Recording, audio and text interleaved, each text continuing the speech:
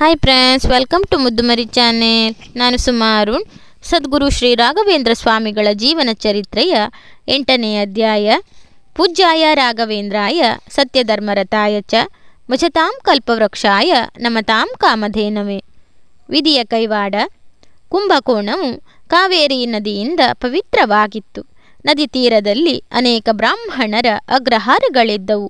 ಅಲ್ಲೆಲ್ಲ ವಿದ್ವಜನಗಳು ವಾಸಿಸುತ್ತಲಿದ್ದು ಯಜ್ಞಯಾಗಾದಿಗಳು ನಡೆಯುತ್ತಲಿರುತ್ತಿದ್ದವು. ಪಂಡಿತೋತ್ತಮರು ಪುರಾಣಾದಿ ಸರ್ವಶಾಸ್ತ್ರಗಳನ್ನು ಅಭ್ಯಾಸ ಮಾಡುತ್ತಿದ್ದರು ಹಾಗೂ ಬೋಧಿಸುತ್ತಿದ್ದರು. ಇಂತಹ ಕುಂಭಕೋಣದಲ್ಲಿ ವೆಂಕಟನಾಥನು ಪತ್ನಿ ಹಾಗೂ ಪುತ್ರನ ಜೊತೆ ವಾಸಿಸುತ್ತಿದ್ದನು.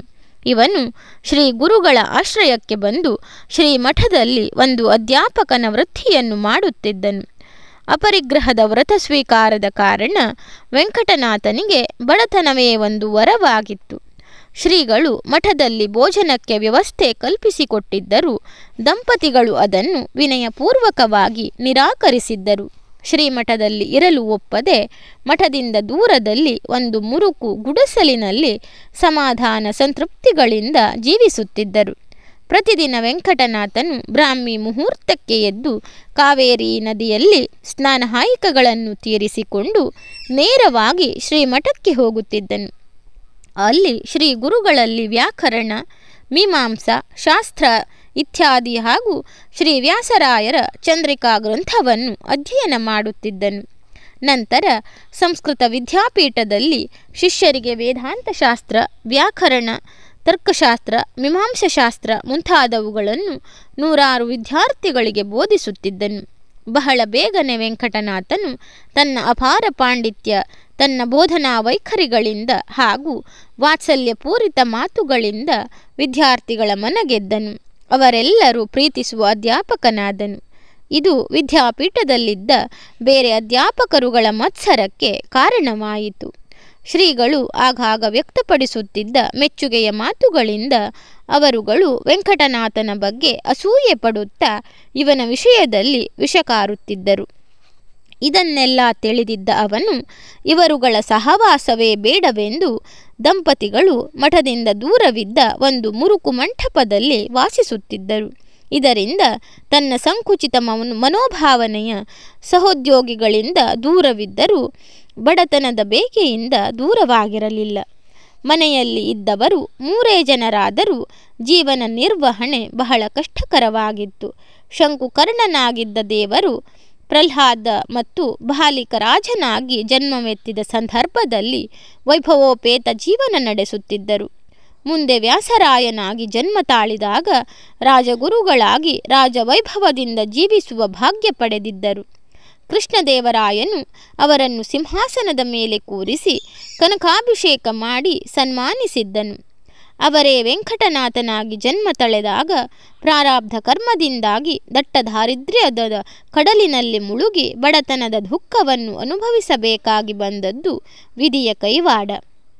ಅವನ ಮನೆಯಲ್ಲಿ ಒಂದು ದಿನಕ್ಕಾಗುವ ಆಹಾರ ಪದಾರ್ಥವೂ ಇರುತ್ತಿರಲಿಲ್ಲ. ದೀಪಾವಳಿಯಂತಹ ಹಬ್ಬದಲ್ಲೂ ಅಭ್ಯಂಜನ ಸ್ನಾನ ಮಾಡಲು ಎಣ್ಣೆ ಇರುತ್ತಿರಲಿಲ್ಲವೆಂದ ಮೇಲೆ ಅವರ ಬಡತನವನ್ನು ಊಹಿಸಬೇಕಷ್ಟೆ.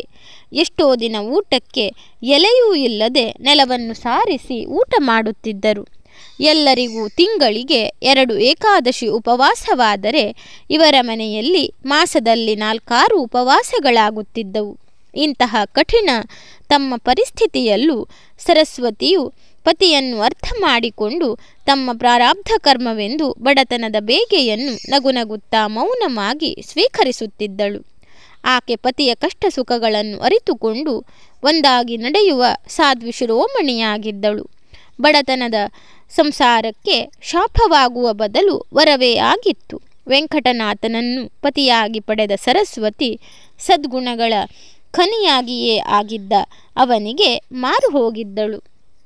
ಅವನ ಪ್ರೀತಿ ವಿಶ್ವಾಸಗಳೇ ತನ್ನ ಸಮಸ್ತ ಭಾಗ್ಯವೆಂದು ತಿಳಿದಿದ್ದಳು. ಪತಿಯ ವಿದ್ವತ್ತು ಪ್ರತಿಭೆಗಳನ್ನು ಕಂಡು ಮೂಕಳಾಗುತ್ತಿದ್ದಳು. ಅವನು ವೀಣಾವಾದನದಲ್ಲಿ ಹಸಿವು ನೀರಡಿಕೆಗಳನ್ನೇ ಮರೆತು ಬಿಡುತ್ತಿದ್ದನು. ಆ ಸಮಯದಲ್ಲಿ ಸರಸ್ವತಿಯು ಭಕ್ತಿಭಾವಗಳಿಂದ ದೇವರ ನಾಮಗಳು, ಸ್ತೋತ್ರಗಳನ್ನು ಹಾಡುತ್ತಾ ಮೈಮರೆತು ಬಿಡುತ್ತಿದ್ದಳು. ಆ ದಂಪತಿಗಳು ಬಡತನದ ದುಃಖವನ್ನು ಮರೆಯಲು ಸಂಗೀತಕ್ಕೆ ಮೊರೆ ಹೋಗಿದ್ದರು. ಅದರಲ್ಲಿಯೇ ಅವರು ಸಂತೃಪ್ತಿಯಿಂದ ಜೀವಿಸುತ್ತಿದ್ದರು. ಇತ್ತೀಚೆಗೆ ವೆಂಕಟನಾಥನ ಮುಖದಲ್ಲಿ ಯಾರಲ್ಲಿಯೂ ಹೇಳಿಕೊಳ್ಳಲಾಗದ ವ್ಯಥೆ ತುಂಬಿ ತುಳುಕುತ್ತಿತ್ತು. ಅವನು ಯಾವಾಗಲೂ ಗ್ರಂಥ ಪಠನ, ಗ್ರಂಥ ರಚನೆಗಳಲ್ಲೇ ತನ್ನ ಸಮಯ ಕಳೆಯುತ್ತಿದ್ದನು.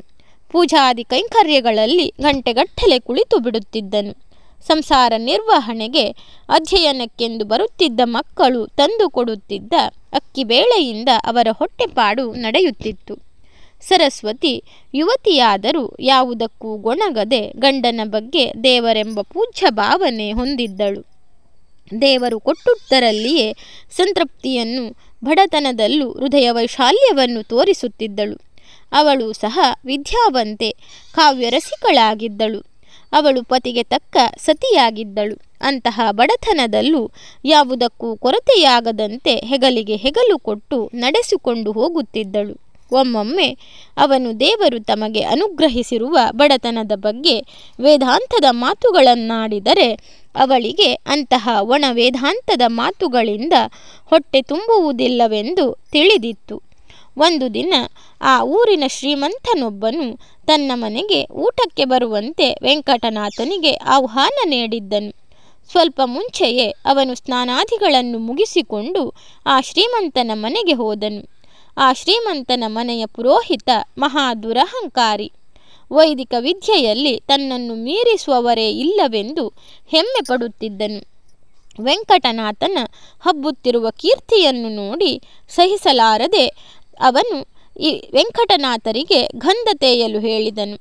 ಊಟದ ಸಮಯ ಬಂದರೂ ಗಂಧ ತೇಯುವ ಕೆಲಸ ಮುಗಿಯದಿರುವುದನ್ನು ಕಂಡು ಬೇಸರಗೊಂಡ ಆ ಪುರೋಹಿತನು ವೆಂಕಟನಾಥರ ಬಳಿ ಬಂದು, ಒಂದು ಉಂಡೆ ಗಂಧ ತೇಯಲು ಕೈಲಾಗದ ನೀನು ಎಂತಹ ವೈದಿಕ ಬ್ರಾಹ್ಮಣ ಎಂದು ಮೂದಲಿಸಿ ಹೊರಟು ಹೋದನು. ಇದರಿಂದ ಮನನೊಂದ ವೆಂಕಟನಾಥರು ತಾನು ಪಾರಾಯಣ ಮಾಡುತ್ತಿದ್ದ ಅಗ್ನಿ ಸೂಕ್ತವನ್ನೇ ಪಠಿಸುತ್ತಾ ಗಂಧ ತೇಯುವ ಕೆಲಸ ಮುಗಿಸಿದರು.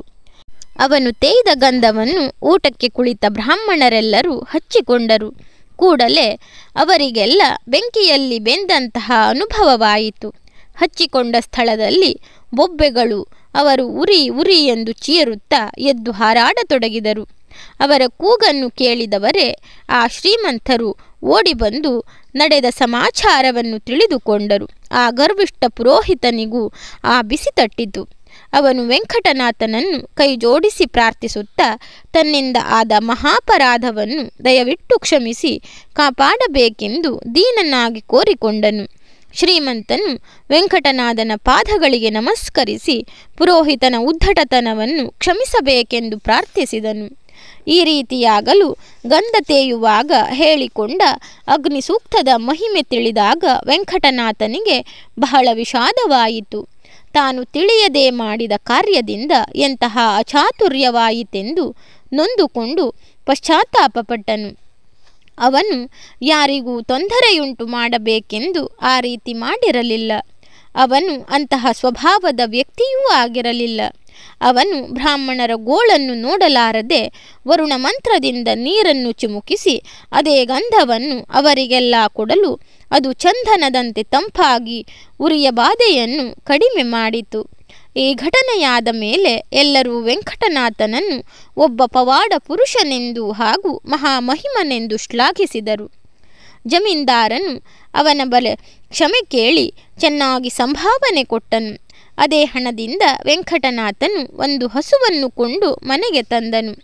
ಸರಸ್ವತಿಗೆ ಗಂಡನ ಉದಾರ ಭಾವನೆಯನ್ನು ಕಂಡು ಖುಷಿಪಟ್ಟಳು. ನಡೆದ ವಿಷಯ ಕೇಳಿ ಜೋರಾಗಿ ನಕ್ಕಳು. ಆದರೆ ವೆಂಕಟನಾಥನು ನಗಲಿಲ್ಲ. ಅವನಿಗೆ ಎಷ್ಟು ಪವಿತ್ರವಾದ ಮಂತ್ರಗಳು ಎಂತಹ ಸಣ್ಣ ವಿಷಯಗಳಿಗಾಗಿ ತನ್ನಿಂದ ಉಪಯೋಗಿಸಲ್ಪಟ್ಟವಲ್ಲ ಎಂದು ಸಂಕಟಪಟ್ಟನು.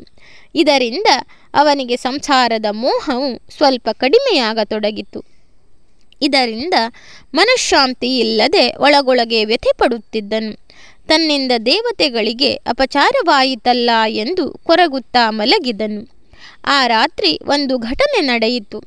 ಅವನ ಮನೆಗೆ ಕಳ್ಳರು ನುಗ್ಗಿದರು. ಮುರುಕು ಮನೆಯಲ್ಲಿ ಇದ್ದ ಹರಿದ ವಸ್ತ್ರ, ಒಡೆದ ಪಾತ್ರೆ, ಪದಾರ್ಥಗಳನ್ನೇ ಕಳ್ಳರು ನುಗ್ಗಿ ಹೊತ್ತುಕೊಂಡು ಹೋಗಿದ್ದರು. ಒಂದು ಹಳೆಯ ಬಟ್ಟೆಯನ್ನು ಉಳಿಸದಂತೆ ತೆಗೆದುಕೊಂಡು ಹೋಗಿದ್ದರು. ಮುಂದೆ ಸನ್ಯಾಸಿಯಾಗಲಿದ್ದ ವೆಂಕಟನಾಥನಿಗೆ ಸಂಕೇತವೋ ಎಂಬಂತೆ ಅವನು ಧರಿಸಿದ್ದ ಒಂದು ಕೌಪೀನ ಮಾತ್ರ ಉಳಿದಿತ್ತು. ಬೆಳಿಗ್ಗೆ ಎದ್ದು ನೋಡಿದರೆ ಮನೆ ಸಂಪೂರ್ಣವಾಗಿ ಖಾಲಿ. ಅವರು ತೊಟ್ಟ ಬಟ್ಟೆಗಳನ್ನು ಬಿಟ್ಟು ಉಳಿದ ಪದಾರ್ಥ ಹಸುಕರುವನ್ನು ಸಹ ಬಿಡದೆ ಕಳ್ಳರು ದೋಚಿಕೊಂಡು ಹೋಗಿದ್ದರು. ಸರಸ್ವತಿ ಮಗುವನ್ನು ತಬ್ಬಿಕೊಂಡು ರೋಧಿಸಿದಳು. ಆದರೆ ವೆಂಕಟನಾಥನು ಮಾತ್ರ ಎಲ್ಲವೂ ಶ್ರೀಹರಿಯ ಚಿತ್ತವೆಂದು ವಿಷಾದದ ನಗೆ ನಕ್ಕನು. ಎಂಬಲ್ಲಿಗೆ ವಿಧಿಯ ಕೈವಾಡ ಎನ್ನುವ ಅಧ್ಯಾಯ ಮುಕ್ತಾಯವಾಯಿತು. ಧನ್ಯವಾದಗಳು ಸ್ನೇಹಿತರೆ.